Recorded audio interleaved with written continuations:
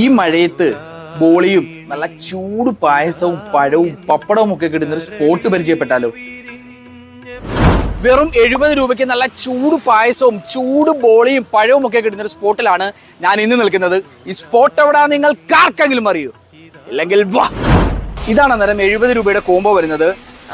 അടപ്രഥമനുണ്ട്, പിന്നെ അരിപ്പായസം ഉണ്ട്, 2 പപ്പടം വരുന്നുണ്ട്, പിന്നെ ഒരു ബോളിയുണ്ട്, ബോളിയൊക്കെ അടിയിലാണ്, പിന്നെ ദേ ഒരു പൂവൻ പഴവും കൂടിയുണ്ട്.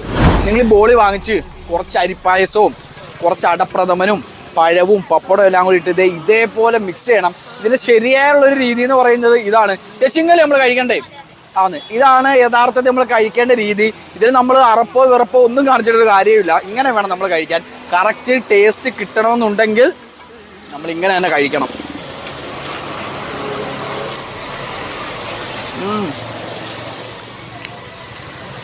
സദ്യക്ക് ശേഷം നമ്മൾ പായസം കുടിക്കത്തില്ലേ,